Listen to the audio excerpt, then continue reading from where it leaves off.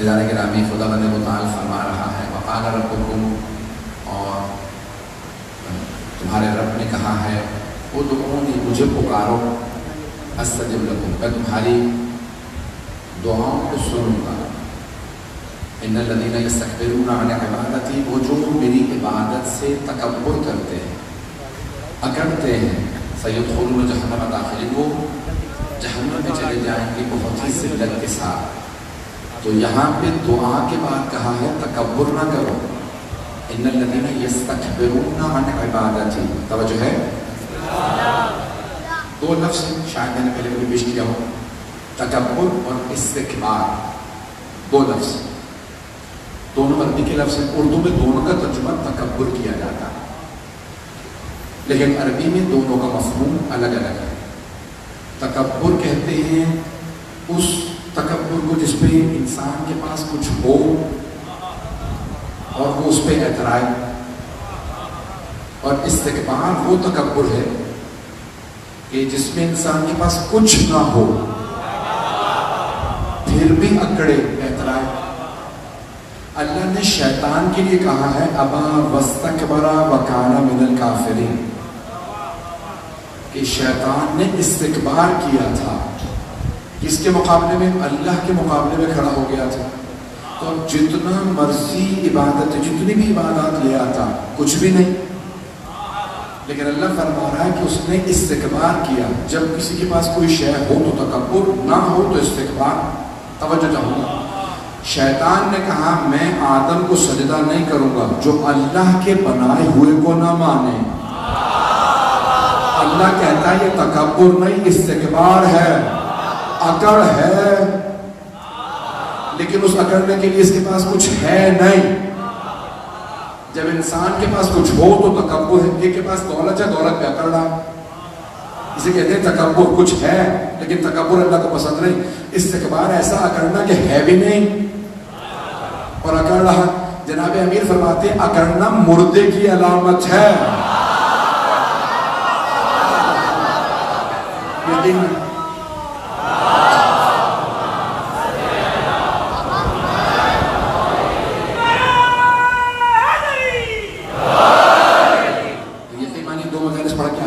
جس حالت میں ہوتا مجھے پتا ہے، صرف آپ کی محبت مجھ سے بڑھوا رہی ہوتی ہے، ساتھ ساتھ چلتے رہیے گا۔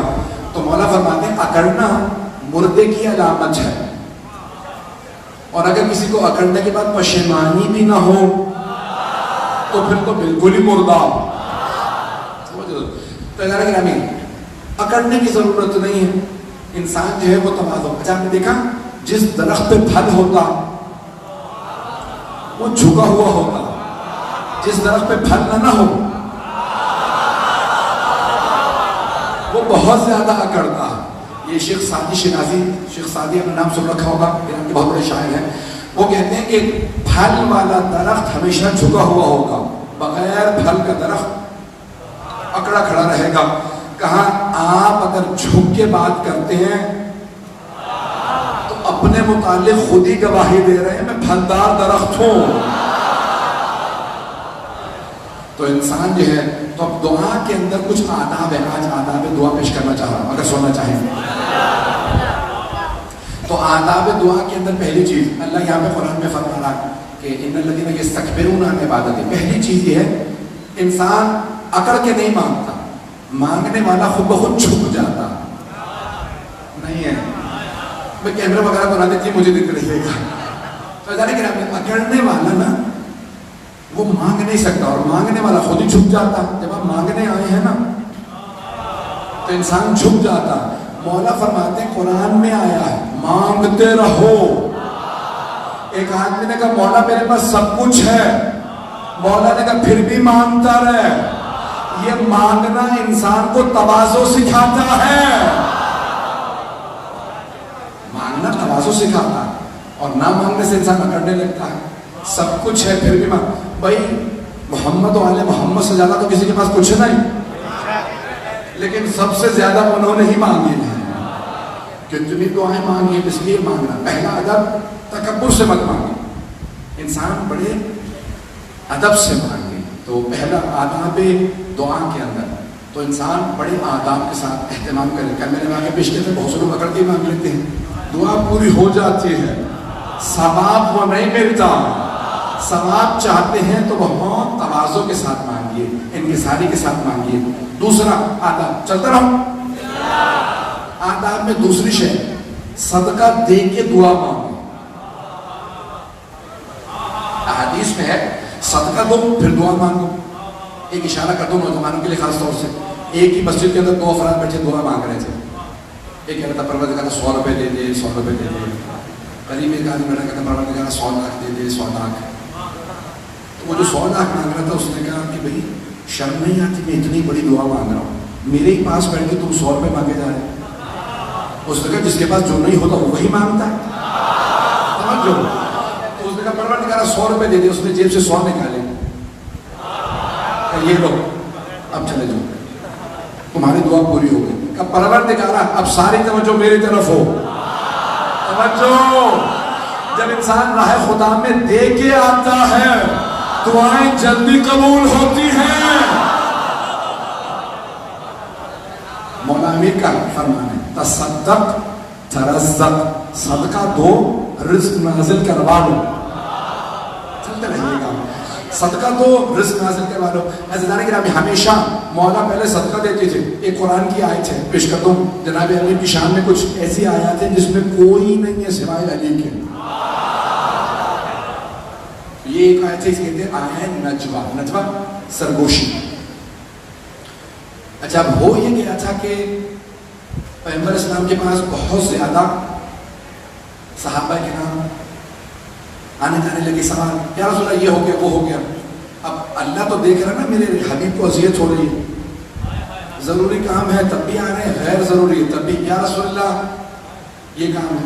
اچھا, پیغمبر رحمت اللہ عالمین, کسی کو کوئی شکوہ نہیں. سن رہے آواز تنگ تو نہیں کر رہے آپ؟ تو اب ایک مرتبہ اللہ نے آیت نازل کی, یا ایھا الذین آمنوا, اے ایمان والو اتخذوا بین یدیکم صدقہ. اپنے کبھی بھی حبیب سے بات کرنے کے لیے پہلے صدقہ تو پھر بات کرو, صدقہ نکالو پھر بات کرو. آیت نازل ہوئی, منسوخ بھی ہو گئی, 1 مہینہ آیت رہی, وہ بھی آیت قرآن میں ہے. پھر اللہ نے کہا بھئی یہ حکم منسوخ ہو گیا, بغیر صدقہ دیے ہی بات کر لو. کہ یا رسول اللہ یہ اللہ نے پہلے کیوں کہا تھا صدقہ دے کے بات کرو؟ کہ تاکہ لوگ تنگ نہ کریں, صدقہ نکالنا پڑے گا پھر بات کرو. کہ پھر بھی کچھ ایسے تھے نہ صدقہ نکال رہے تھے, باتیں کیے چلے جا رہے تھے کہ سوائے علی کے ہر دفعہ صدقہ دیتے اور پھر گفتگو کرنے کے لیے آتے. تو اللہ یہ چاہتا تھا پتہ چل جائے صحابہ رسول میں کون کون آیتوں پہ عمل کرتا ہے. آیتیں آتی تھی سوائے علی کے کوئی عمل نہیں کرتا تھا. لوگ ہیں یا نہیں ہیں؟ بڑے احتیاط سے بول رہا ہوں. آیات آتی رہتی تھی, عمل کرنے والے کم ہوتے تھے. جناب امیر ہمیشہ صدقہ نکالتے تھے, کہتے یا رسول اللہ میں بات کرنے آیا, یا رسول اللہ گھر تشریف لائیے, یا رسول اللہ آج ہماری طرف کھانا.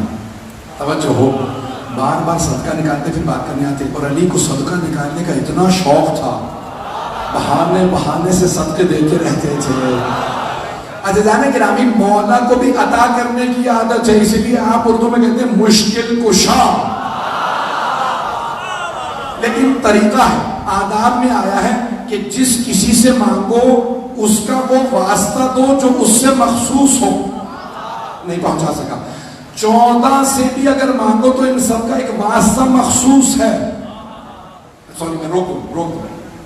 اس سے پہلے کہ میں یہ بات پیش کروں, یہ بتا دوں کہ آیا 14 سے مانگا بھی جا سکتا ہے یا نہیں؟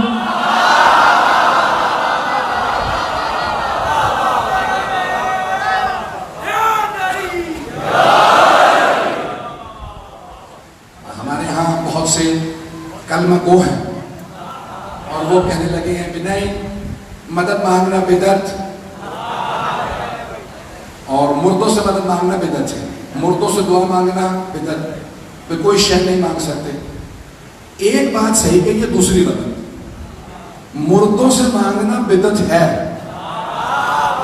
اور میں اسے شیعہ ہی نہیں مانتا جو اہل بیت کو مردہ مانوں.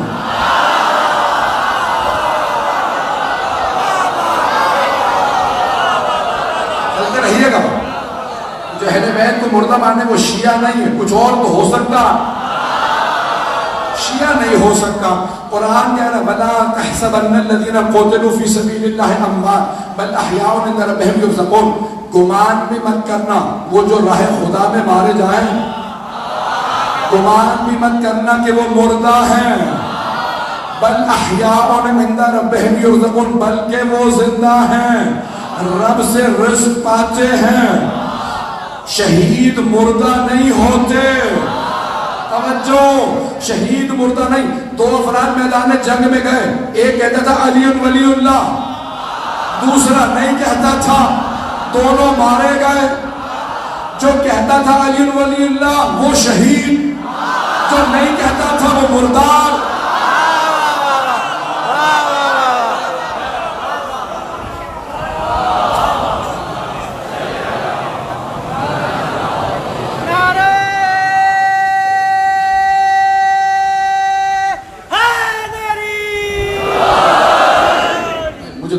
پیش کرنا یہاں پہ سے پہلے کہ 14 سے دعا مانگنے کی دلیل پیش کرو۔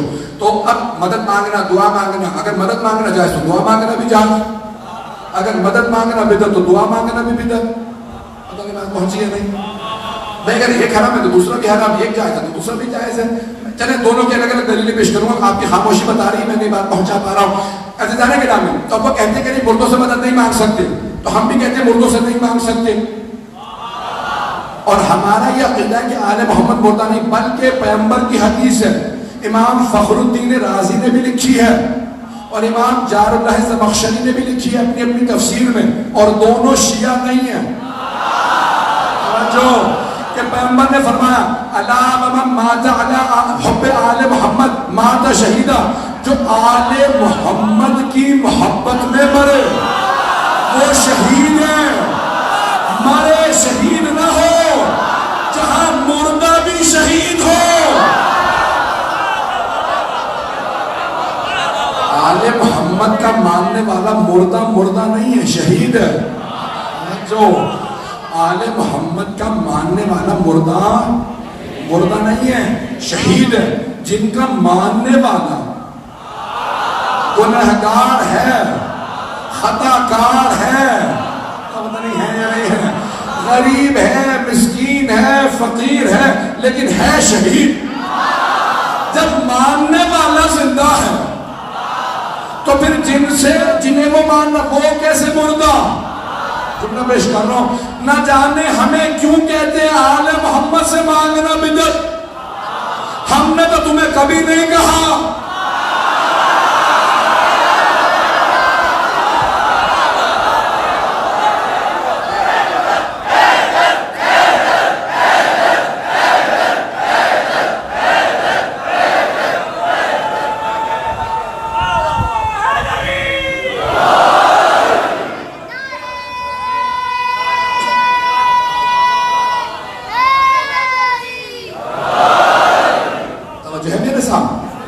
ہم نے کبھی کسی سے نہیں کہا کہ بھئی آپ جن سے مانگتے ہیں ان سے مانگنا بدعت ہے۔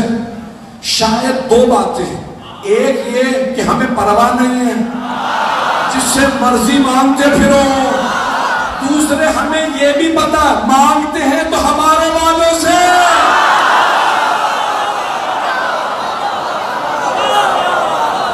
انہیں بھی پتا ہے اوروں سے مانگیں گے تو کیا ملنے والا ہے۔ چلیں، بہت سے کہتے ہیں بھی تم لوگ کیوں کہتے ہو کلمے میں علی ولی اللہ؟ ہم کہتے ہیں نا، ہم آپ کو اجازت دے رہے ہیں، آپ جسے چاہیں آپ کہہ لیجیے۔ ایک صاحب اسے بہت زیادہ پیسے لگے، نہیں کو دلیل دی تھی، میں نے قرآن کی آیت ہے 5واں سورہ 55 میں آئے، کہنے لگے ٹھیک ہے، تو میں نے کہا بھائی اتنا کیوں لڑ رہے ہیں مجھ سے؟ آپ کسی کا بھی نام لگا کے کہہ دیجیے۔ میں نے چند نام لے دیے، کوئی بھی نام لگا لیں، ہمیں کوئی مسئلہ نہیں، آپ جس کا چاہیں کہہ لیں، ولی اللہ۔ ایک روک کے شاید میں نے کبھی واقعہ پیش کیا، مجھے بھی یاد نہیں رہتا، بہت سے لوگ بعد میں یاد دلا دیتے ہیں کہ آپ پڑھ چکے تھے۔ بھائی اب میں اتنی مجالس پڑھتا ہوں، 150 200 300 کی مسلسل ایک سال کے اندر، تو بھی یاد نہیں رہتا کون۔ ایک ہمارے بہت بڑے عالم دین ہیں، تو میں عموماً جب جاتا تھا تو حج عمرے سب بند ہو گئے، خدا جنہوں نے بند کی انہیں غارت کرے، تو جب جاتا تھا تو بغیر امامہ باقا کے سادہ لباس تاکہ کسی کو پتہ نہ چلے کون ہے، جتنی مرضی زیارتیں پڑھاؤ، جتنے مرضی مسائل پڑھو، دعائیں پڑھتے رہو، کسی کو پتہ نہیں کون ہے، امامہ پہنو کچھ نہ بولو، گزرتے گزرتے کہتے تھے بدعت. ہمارے بھی کئی لوگ ایسے ہی غصے میں آنے لگتے تھے. ہمارے بہت بڑے عالم دین وہ کہنے لگے میں مدینے میں جنت البقیع کے اندر کھڑا تھا امام حسن مجتبی علیہ السلام کی خبر کے پاس، تو میں رو رہا تھا زیارت پڑھا، تو اتنے میں ایک مطبع سمجھتے ہیں ریلیجس پولیس کہتے ہیں انگلش میں، اب کیا اردو کے اندر کوئی کیا ملا پتہ نہیں کیا جو بھی ہے، وہ ایک جو بھی سمجھ لیں سمجھ تو گئے نا،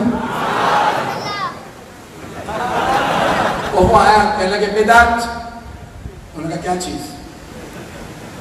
کہ جو بھی کر رہے ہو جب تجھے پتہ ہی نہیں، اور تم لوگ یہاں پہ آ کے دعائیں مانگتے ہو، ان سے دعا مانگنا بدعت ہے اور ان سے مدد مانگنا بدعت ہے. انہوں نے کہا بھائی بے وجہ تم بحث کرنے چلے جا رہے ہو، قرآن جانتے ہو؟ کہنے لگے حافظ قرآن ہوں. تو کہنے میں آیات پیش کرتا ہوں، کہ مجھے سننا ہی نہیں. لوگ ہیں یا نہیں؟ مکے میں پیغمبر کے زمانے میں بھی ایسے ہی لوگ تھے.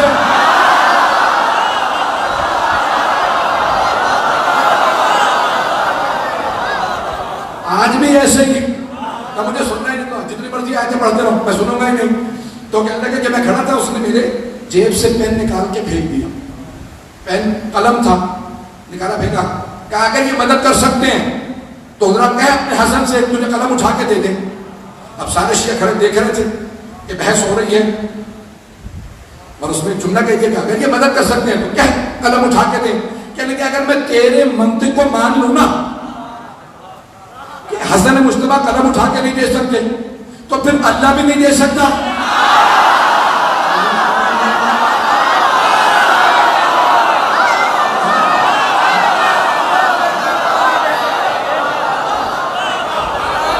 بدبخت انسان اگر تیری منطق مان لوں، تیری دلیل مان لوں کہ مولانا حسن مجتبیٰ نے قلم اٹھا کے نہیں دیا، تو ذرا اللہ سے کیا قلم اٹھا کے دے دے. آپ چہرے پہ پورے 12 بج گئے، گھبراہٹ کا شکار. کہ میں آیات پیش کرنے کا تیار ہوں، کچھ نہیں سننا چاہتا. تو ذہن میں شک ڈال رہا، ایمان پیش کرو تو شک. نہ جانے کس کے ماننے والے ہیں، انہیں شک کے سوا کچھ نظر ہی نہیں آتا. فضانہ گرامی اب آئیں تو کہا بھی کیوں مدد مانگ سکتے ہیں ان سے؟ قرآن کہہ رہا ہے مدد مانگو. ایک اور دلیل پیش کر دوں. ایک ہے جیسے عیسائی کہتے ہیں چاہے اللہ سے مانگو، چاہے اللہ کے بیٹے عیسیٰ سے مانگو، چاہے روح القدس. یہ ہے شرک کہ سب برابر ہیں اللہ کے. لیکن اگر کہیں کہ نہیں میں نے دونوں شکلیں بنائی ہیں، ایک ہے کہ جب سب کو برابر رکھ دیں، لیکن اگر کہ نہیں اللہ ان کا بھی خدا ہے، اللہ ان کا بھی خدا ہے، محمد کا بھی، علی کا بھی، فاطمہ حسن حسین علیہ السلام. اب آپ ان سے مانگیں تو کہیں کہ پروردگار سے لے لو، اللہ سے کہیں تو ان کا واسطہ دے، ان سے کہیں تو اللہ کا واسطہ. تو بھائی کہتے بھائی اگر انہوں نے اللہ ہی سے لے کے دینا ہے تو اللہ سے مانگ لو. کئی مرتبہ دنیا میں آپ جاتے ہیں، کہتے ہیں بیٹا ساتھ چلو، تمہارے بابا سے کام ہے، سفارش لگا دینا، تمہاری بات رد نہیں ہوگی. آل محمد اللہ کے خاص بندے ہیں، ہماری رد ہو جاتی ہے، ان کی نہیں.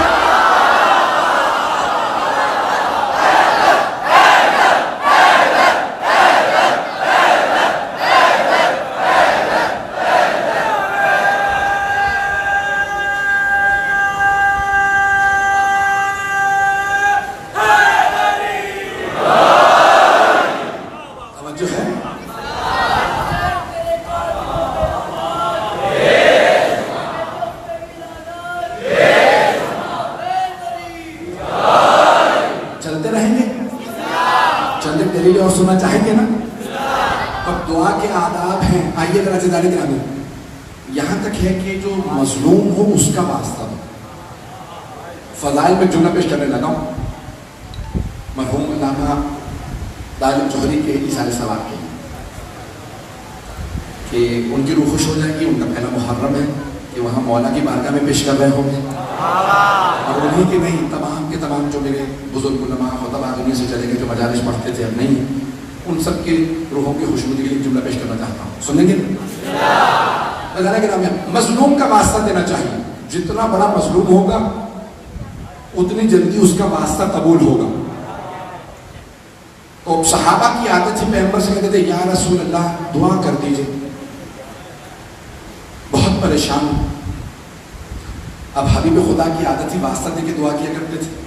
حنفی بزرگ ہیں بہت بڑے, حنفی جعفری نہیں, صوفی ہیں بہت بڑے حنفی بزرگ ہیں, انہوں نے اپنی کتاب میں لکھا. وہ کہتے ہیں کہ جیسے ہی صحابہ آتے یا رسول اللہ میں بہت پریشان ہوں آپ دعا کر دیجیے, تو پیغمبر صلی اللہ علیہ وسلم ہاتھوں کو بلند کرتے مسجد نبوی میں, پروردگارا تجھے علی کا واسطہ, نہیں ہے مجمع, سارا مجمع نہیں ہے, چلتے رہیے گا, پروردگارا تجھے علی کا واسطہ اس کی پریشانی دور کر دے. ایک پریشانی دور ہوئی, دوسری پریشانی کھڑی ہو گئی.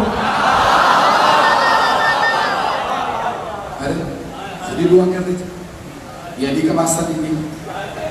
اس زمانے میں بہت سو کو علی کا بڑا بغض تھا. تو کہا یا رسول اللہ میں بھی پریشان ہوں, میرے لیے دعا کر دیں.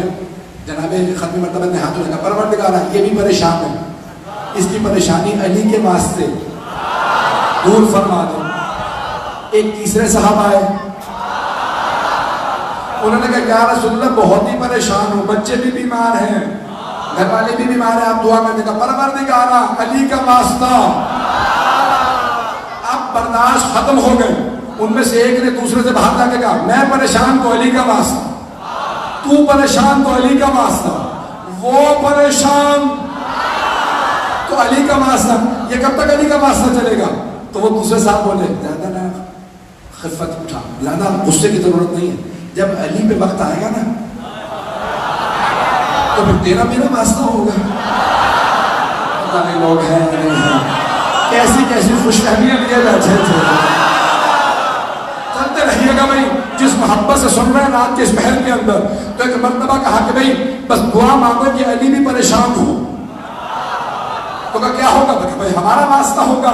پیغمبر کے پاس آئیں گے علی کہ یا رسول اللہ بھائی ان کی دعائیں پوری ہو گئی. آج علی آ گئے, کہ یا رسول اللہ بہت پریشان ہوں دعا کر دیجئے. اب سب نے کان لگا دیے, پیغمبر کس کا واسطہ دیں گے؟ پیغمبر نے ہاتھ اٹھا, پروردگارا تجھے علی کا واسطہ.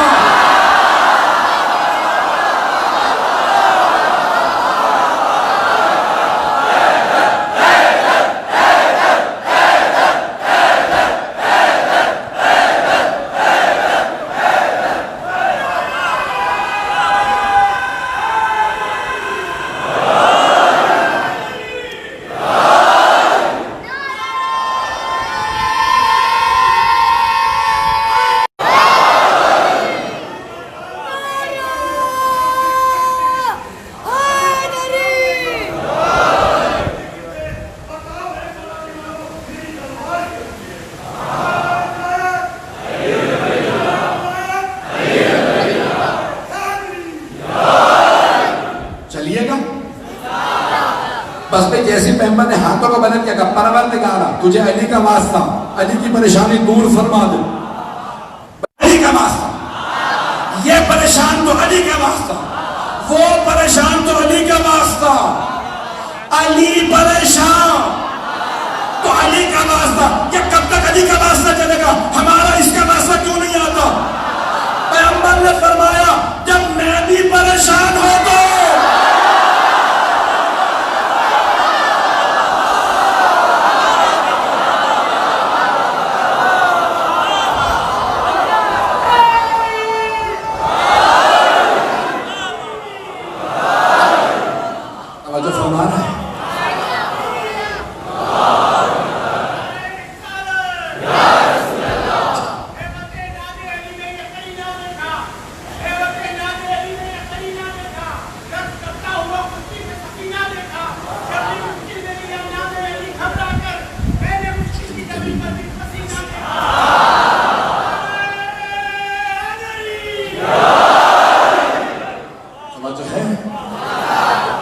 تو جو سب سے مظلوم ہوتا ہے نا واسطہ اسی کا دیا جاتا ہے.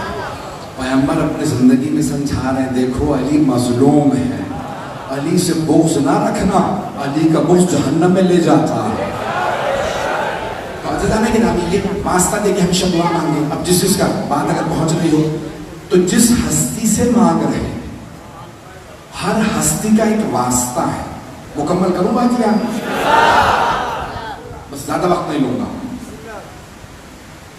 تو عزیزان گرامی، واسطہ دے کے دعا، آداب دعا کے اندر ہے صدقہ دے کے دعا مانگیے، صاف لباس پہن کے، دل کو صاف کر کے، اگر کوئی قریبی رشتہ دار ناراض ہو تو راضی کر کے، خصوصاً اگر والدین ناراض ہو تو انہیں پہلے راضی کریں، مخصوصاً ماں اور باپ کو راضی کر کے دعا مانگی، دعا رد نہیں ہوگی۔ دعا کی قبولیت کے والدین کی رضایت بہت ضروری ہے۔ میں بس کسی نے کہا کہ بھئی میرے والدین راضی نہیں تھے، تو کہا انہیں راضی کر لے، کہ دونوں کا انتقال ہو گیا، تو کہا قبروں کا پتہ ہے؟ کہ نہیں قبروں کا بھی نہیں پتہ کہاں ہے، تو کہا خود ہی اپنے ہاتھ سے دو قبریں بنا، ایک کو کہ یہ باپ کی قبر ہے، دوسرے کو کہ ماں کی، دونوں قبروں سے کہے ان کے لیے قرآن پڑھ، انہیں راضی کر، تصور کر کے کہ میرے ماں باپ ہیں، نہیں پہنچا سکا، عام گنہگار ماں باپ کی قبروں کی شبیہ بنانا سکھا رہے ہیں۔ پتہ نہیں لوگ ہیں یا نہیں ہیں؟ ماں باپ کا بھی انسان واسطہ دے سکتا ہے اور ان کو راضی کر۔ سننے چاہیں گے؟ بھائی میری ایک وصیت ہے، خاص طور سے نوجوان بہت زیادہ ماشاءاللہ بیٹھے، کہ کوئی بھی عزادار نوجوان ماں باپ کا گستاخ نہیں ہونا چاہیے۔ سب عزادار اپنے والدین کو راضی رکھیں، چاہے بزرگ ہو جوان ہو، تو ایک بات کی پابندی ہونی چاہیے، کوئی بھی والدین کے سامنے گستاخی نہ کرے، بلند آواز سے بات نہ کرے، ہمیشہ سر جھکا کے بات کرے۔ آپ نے دیکھا ہے نا کہ جو تواضع کے سارے سے پیش آتے ہیں، اللہ انہیں بہت ترقی عنایت کرتا ہے، انہیں بہت مقام ادا کرتا ہے۔ اور یہاں تک حدیث میں ہے، ایک آدمی نے کہا یا رسول اللہ، اور جناب امیر سے ظاہرت کہا ہے جناب رسول خدا سے، سننا چاہیں گے؟ ایسی باتوں میں بھی داد آنی چاہیے، نہیں تو یقین مانیے دل ٹوٹ جائے گا میرا۔ تو کہا یا علی بہت دولت چاہتا ہوں، بہت دولت چاہتا ہوں۔ مولا نے کتنی؟ کہا اتنی کہ گن نہ سکو۔ مولا نے کہا جا کے والدین کی خدمت کر۔ کہا یا علی بہت نام چاہتا ہوں کہ میں گن نہ سکوں کتنے مجھے جان دے گا، جا کے والدین کی خدمت کر۔ کہا والدین کی خدمت کر۔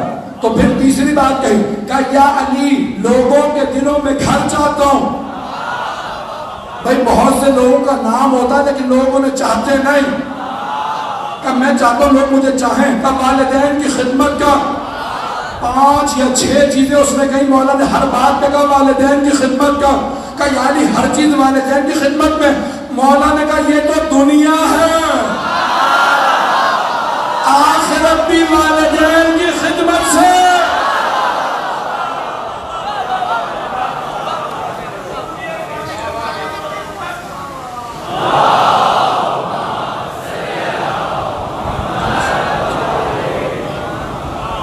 زیادہ زحمت نہیں دوں گا، آج پھر پانی ہے بہرحال، لیکن پھر بھی جس محبت سے لوگ آ رہے ہیں، مجھے بتایا کہ یہ جعفر طیار کی تاریخی مجمع رہا، جناب سیدہ آپ سب کا آنا قبول فرمائے، آپ کی توفیقات میں اضافہ فرمائے، جو محبت دی میں بے انتہا ممنون ہوں، جس عقیدت سے آپ سن رہے ہیں، میں آنکھیں دیکھ رہا ہوتا ہوں، چہرے پڑھ رہا ہوتا ہوں، جس محبت سے آپ دیکھ رہے ہوتے ہیں، میں ممنون ہوں۔ جناب سیدہ کا صدقہ ہے، میں اللہ کسی لائق نہیں ہے۔ عزیزان گرامی، اب واسطے سنانا چاہتا ہوں، کس کو کس کا واسطہ دیں تو دعا قبول ہو، یہی میں پیش کر رہا تھا۔ جس کو جس کا واسطہ دیں گے تو کہیں کس کو کس کا واسطہ دیں، تو کہا ایک واسطہ ہر جگہ چلتا ہے، اللہ کے پاس بھی، رسول خدا کے پاس بھی، جناب امیر کے پاس بھی، اور باقی 11 اماموں کے پاس بھی۔ ایک واسطہ کبھی رد نہیں ہوتا، وہ ہے سیدہ کا واسطہ۔ روایات میں ہے کہ اللہ کو جناب سیدہ کا واسطہ بہت پسند ہے۔ دوسرا واسطہ جناب امیر کا واسطہ کیا ہے؟ پہلے رسول خدا کا پیش کر دیتا ہوں، پھر جناب امیر۔ تو کہا جب رسول خدا کو واسطہ دینا ہو تو یا جناب امیر کا یا جناب سیدہ کا، ان کا یہ واسطہ۔ بعض نے کہا کہ نہیں، دونوں نواسوں کا واسطہ، رسول خدا کو امام حسن حسین سے بہت محبت تھی، اتنی محبت تھی کہ یہ بھی شیعہ سنی دونوں کتابوں میں ہے، چند جملے فضائل کے سنی بس اسی پہ تمام کروں کہ شیعہ سنی دونوں کتابوں میں کہ اتنی محبت تھی کہ دونوں کو کاندھوں پہ سوار کر کے جاتے تھے مسجد، دونوں کم سے تو ایک بہت بڑے صحابی نے کہا کتنی اچھی سواری ہے، رسول خدا نے کہا واپس آ، تو نے یہ نہیں کہا کتنے اچھے سوار ہیں، شیعہ سنی دونوں کتابوں کے اندر رسول اسلام نے فرمایا تو نے سوار نہیں دیکھے، دونوں عاشقوں سے بہت محبت۔ جناب امیر کا واسطہ کیا ہے؟ تو روایت میں جناب امیر کا واسطہ جناب زینب کبریٰ، مولا جناب زینب کا واسطہ رد نہیں کرتے، جب بھی واسطہ دیں جناب زینب کبریٰ۔ اور جناب سیدہ کو سب علماء نے لکھا کہ جناب سیدہ کو ان کے دونوں بیٹوں کا کہ روز قیامت بھی جناب سیدہ اللہ سے بھی کہیں گے، جب اللہ کہے گا نا سیدہ آج جو مانگیں گی دوں گا، تو بیوی کہیں گی مجھے میرے دونوں بیٹوں کی شہادت دکھا دے، ایک پردہ کھینچے گا، جیسے آج آپ عکس دیکھتے ہیں ویسے ہی چھٹے امام فرماتے ہیں ایک ایک جگر کے ٹکڑے نظر آئیں گے اور دوسرے کی کٹتی ہوئی رگیں نظر آئیں گے۔ اب میں واپس نہیں جا سکتا، انشاءاللہ کل مکمل کروں گا، ماحول مساق کا بن گیا، تو جناب سیدہ کو واسطہ دیتے ہیں امام حسن حسین کا۔ امام حسن کو کس کا واسطہ دیتے ہیں؟ علماء نے لکھا ہے کہ مولا حسن کو ان کے یتیم بیٹوں کا، خصوصاً جناب قاسم کا جن کا لاشا پامال ہو، مولا حسین کو جناب علی اکبر کا، جناب علی اکبر کا، جناب عباس کو جناب سکینہ کا۔ آج مجھے بتایا ہے کہ جناب علی اصغر کا جھولا برآمد ہوتا ہے، بس بھی ایک بڑی بڑی شہادتیں پیش کرنا۔ کچھ دیر کے لیے ذرا میرے ساتھ کربلا چلیے۔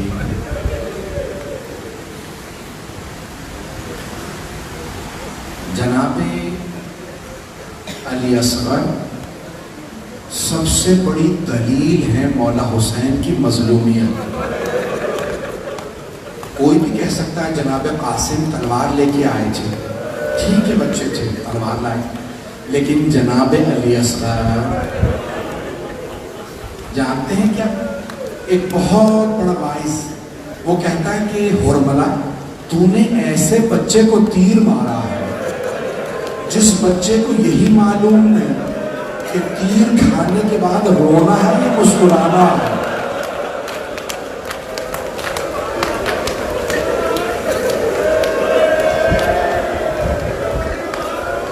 بس بھائی آج جھولا برآمد ہونا ہے، آج جناب سیدہ کے ساتھ ساتھ جناب رباب کو پرسد ہے۔ شب عاشور جناب رباب بار بار جناب علی اصغر سے کہتی تھی علی اصغر ہر ماہ اپنے بیٹے کو تیار کر کے بھیجا، اے علی اصغر آپ ابھی چل نہیں سکتے، اے علی اصغر کیسے میں آپ کو تیار کر کے بھیجوں گی؟ پھر اس کے بعد ایک جملہ کہا علی اصغر میں خاندان اہل بیت سے نہیں ہوں، میں سیدہ کی بیٹی نہیں ہوں، علی اصغر میں اس خاندان میں بیاہ کیا ہوں، بیٹا میرے دودھ کی لاج رکھ لینا، کوئی یہ نہ کہے رباب کا دودھ تھا۔ جملہ پہنچ گیا۔ علی اصغر کل جب تیر چلے گا نا، اجرکم اللہ اجرکم اللہ، بس میں روک کے جملہ پیش کر رہا ہوں۔ حضرت مختار نے سوال کیا ابو خلیق سے، ابو خلیق کبھی میدان کربلا میں رونا آیا؟ جناب مختار بدلے لے رہے تھے نا، تو ایک ایک قاتل سے پوچھتے تھے بتا تو نے کربلا میں کیا کیا، پھر اسے وہی سزا دیتے تھے. تو ابو خلیق سے جب پوچھ رہے تھے، رو رہے تھے جناب مختار، کہ ابو خلیق تم اتنے ملعون اتنے سخت دل ہو، تمہیں کبھی رونا نہیں آیا؟ تو ابو خلیق نے کہا مختار ایک مرتبہ میں تو کیا، ساری فوج اشقیاء رو رہے تھے، سب رخ پھیر پھیر کے رو رہے تھے. جناب مختار نے پوچھا کون سا وقت تھا؟ کہ جب حسین ایک چھوٹا سا بچہ تھا، ابا میں چھپا کے لائے.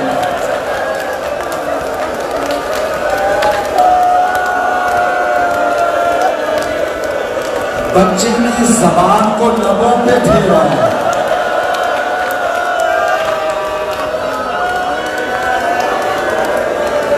اجرکم اللہ، اجرکم اللہ. پوری شہادت سن پائیں گے؟ پڑھوں؟ مجھے نہیں معلوم آپ پوری شہادت سن پائیں گے یا نہیں. بس بھائی شب عاشور ہے، ہر ماں اپنے بیٹے کو تیار کر رہی ہے. جناب علی اصغر کو جناب رواں بار بار چوم رہی ہے، پیار کر رہی، میرے لال شہداء کی فہرست میں تیرا بھی نام ہے.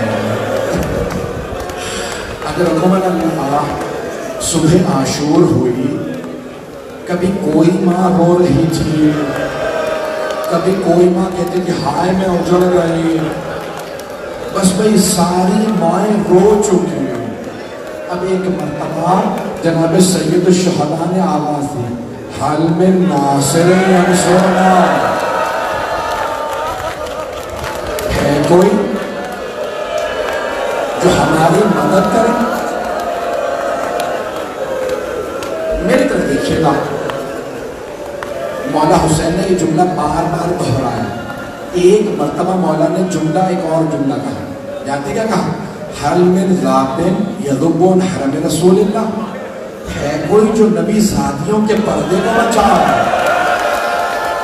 بس یہ جملہ سننا تھا، ساری بیویاں بلند آواز سے رو گئی.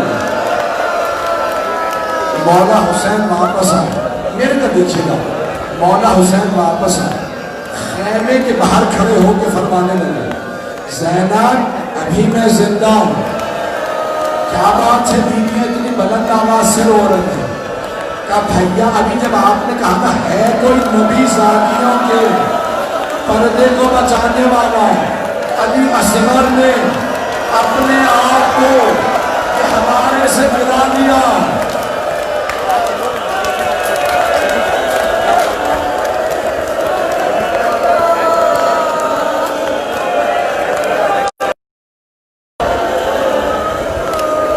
میں پوری شہادت پڑھنا چاہ رہا ہوں.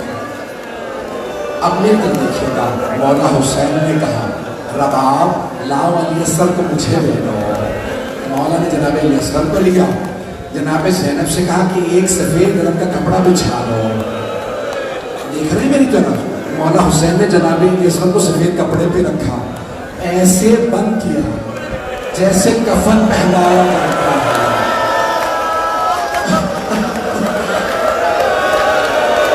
پھر فرمایا بابا آپ دوسرے خیمے میں چلے جائیں. مولا حسین نے جناب علی اصغر کو آغوش میں لیا. میری طرف دیکھیے گا، مولا نے اپنی ابا کے دامن میں چھپایا. جانتے ہیں کیوں؟ کہیں دھوپ نہ لگ جائے. میرا اصغر ابھی بڑا کم سے رہ رہا ہے. اجرکم اللہ، اجرکم اللہ. بس بھائی جانتے ہیں کیا کہہ رہے تھے اشقیاء؟ سب نے کہا لگتا ہے حسین قرآن لا رہے ہیں، اب حسین قرآن کا واسطہ دے کے پانی مانگیں گے. ہاں بالکل صحیح کہا، قرآن ہی لا رہے تھے. مولا نے ابا کا دامن ہٹایا، چھوٹا سا بچہ ہاتھوں میں لیا. اگر تمہارے نزدیک مجرم ہو تو میں نے یزید کی بیعت نہیں کی، اس بچے کا کیا قصور ہے؟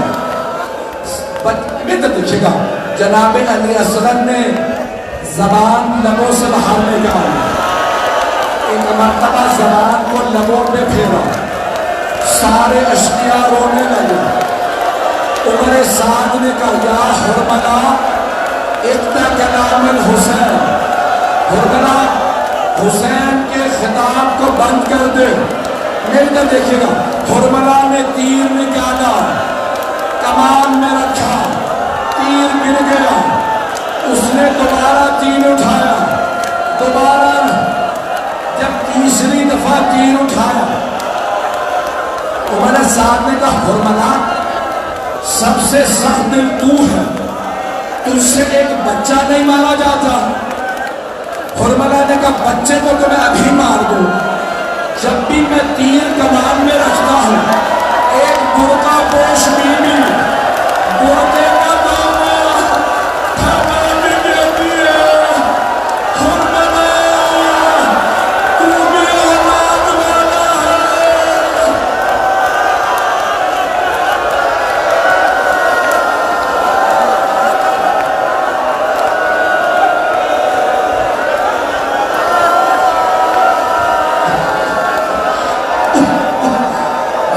آخری جملہ، آخری ہاتھ جوڑ کے پیش کرتا، آخری جملے سن لیجیے.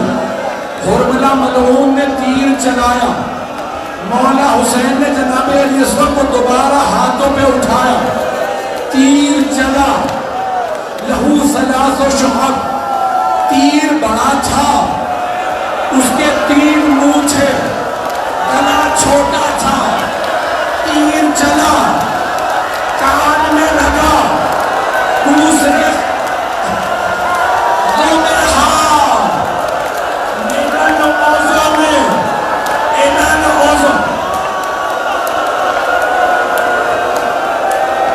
میں پڑھوں گا آخری جملہ.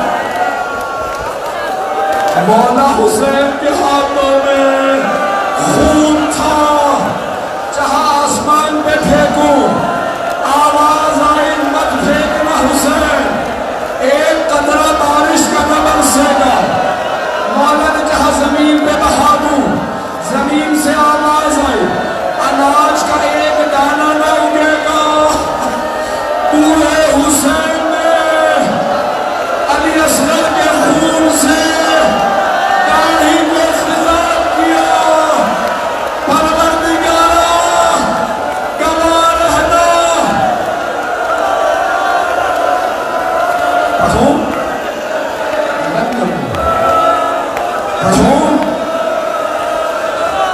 مولا حسین ایک جملہ کا نواب میری ایک آخری حسرت ہے.